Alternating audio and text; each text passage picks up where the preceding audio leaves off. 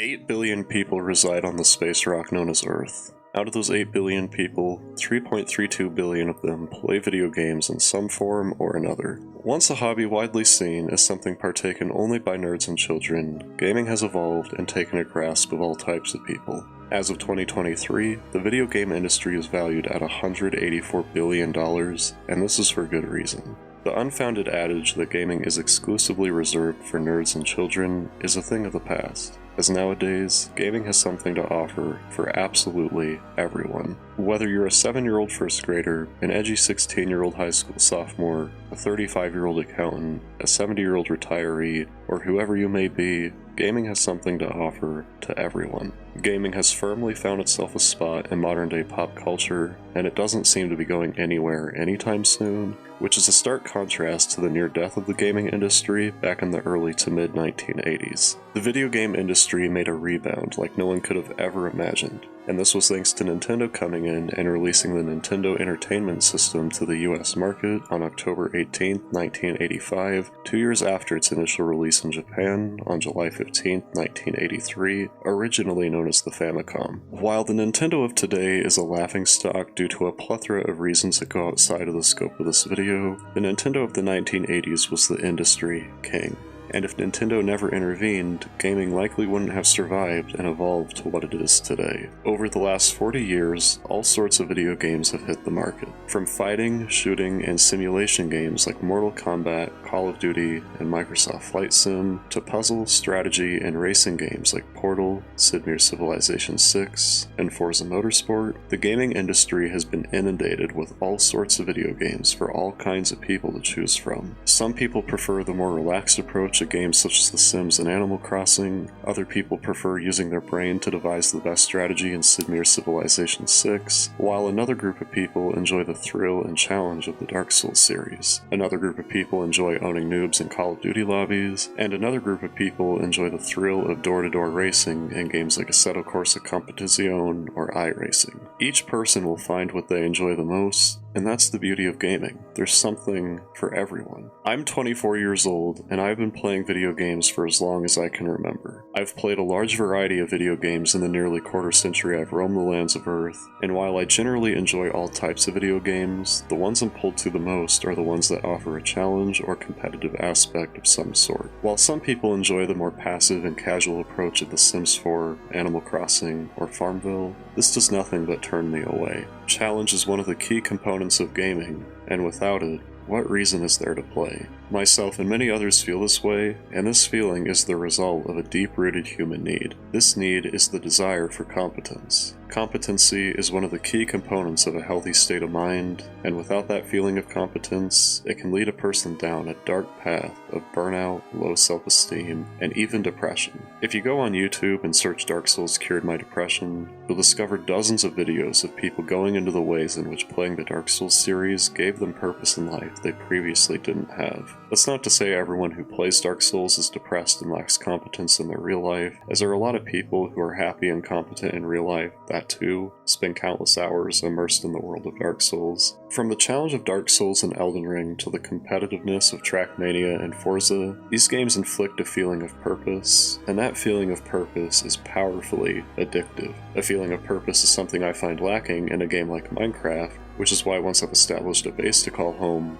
I quit playing. What more is there to do? The obvious answer is to find and kill the Ender Dragon, but this is an impossible task for me when the journey of getting there is so incredibly boring. Kill a few Endermen, steal their Ender Pearls, go mining for diamonds, craft diamond pickaxe, acquire obsidian, construct nether portal, find a group of blaze, kill said blaze, acquire blaze powder, craft Eyes of Ender, throw Eyes of Ender until it doesn't move, dig down to find Stronghold, find End Portal, put Eyes of Ender into the End Portal, enter Portal, and finally, fight and defeat the Ender Dragon. As a child, this was a blast, but what made it fun was the fact that I always played alongside my best friend. Nowadays, I can't bring myself to do it alone. partly because it's not the same without my friend on my side, but mostly because it's simply boring after experiencing a game like Elden Ring. On the journey of becoming the Elden Lord, the Tarnished encounters 16 main story bosses, as well as a bunch of smaller optional bosses for a total of 238 bosses. Including the Shadow of the Erdtree DLC,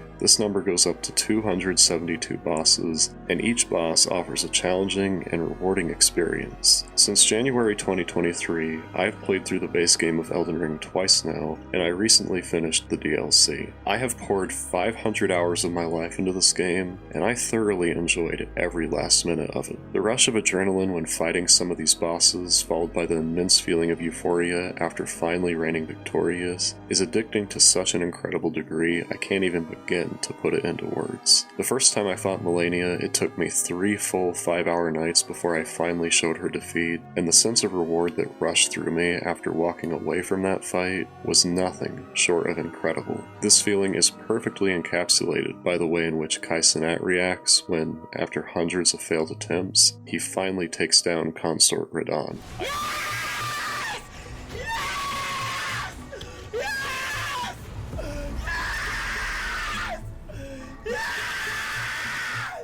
I had never played a game like Elden Ring before, and I was hooked the moment I took my first steps in the lands between. Miyazaki struck gold with Elden Ring, and I hope to someday see a sequel. Going as far back as I can remember, racing games have consistently been the genre I've poured the most amount of my life into. Throughout the years, I've tried dabbling with other genres, such as shooting games like Call of Duty and Ghost Recon, or strategy games like SimCity 4 and Sid Meier's Civilization 3, and while these games were enjoyable in the beginning, they failed to hold on to me long term. As a child, I enjoyed booting up Ghost Recon and playing local split-screen co-op with my cousins, but Call of Duty felt boring, repetitive, and soulless to me.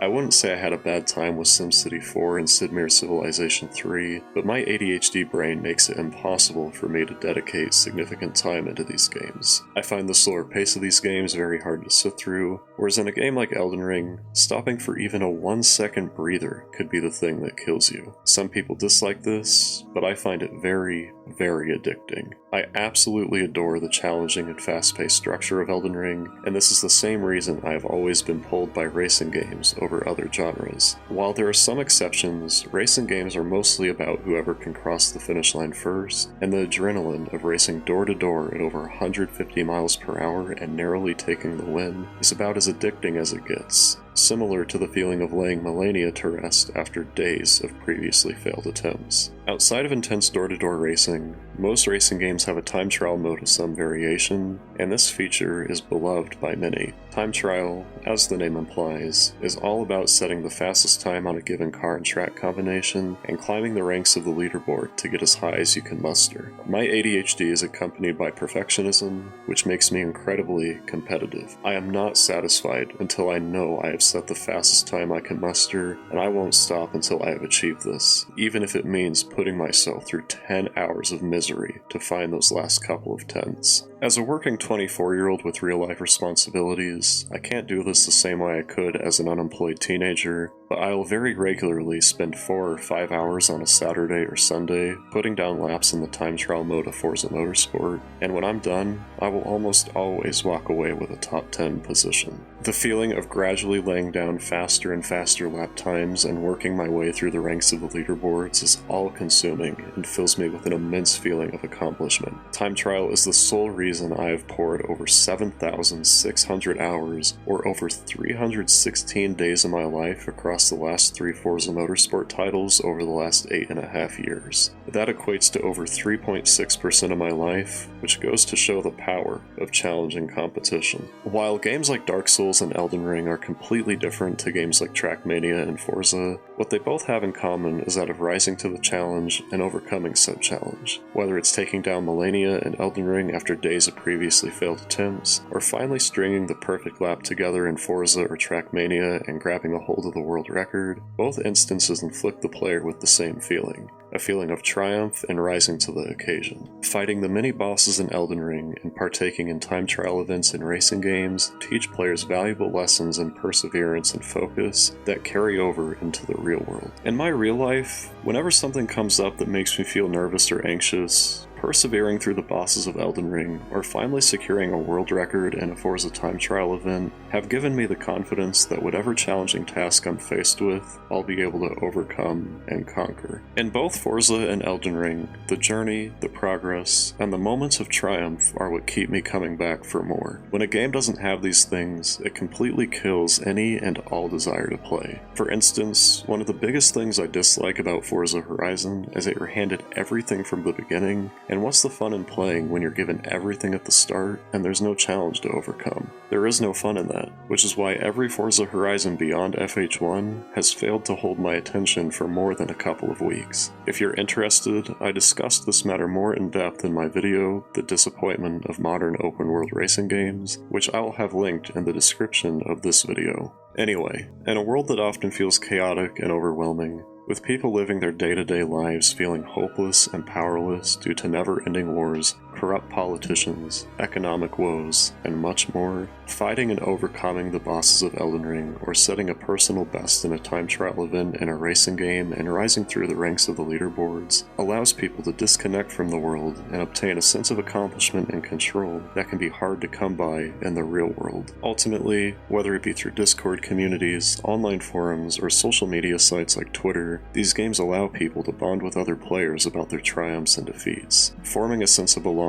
that transcends the screen. Challenging competition in games connects players in a way that games without challenging competition struggle or completely fail to match, and that connection is an incredible thing. It can result in lifelong friendships, and as previously touched on, these games teach players invaluable life skills. The patience and perseverance I've obtained by fighting the bosses of Elden Ring and partaking in time trial events and racing games have been of tremendous benefit to me when facing challenging tasks in my life outside the virtual realm. Thank you for watching, and if you enjoyed this video, please consider subscribing, liking, and leaving a comment down below.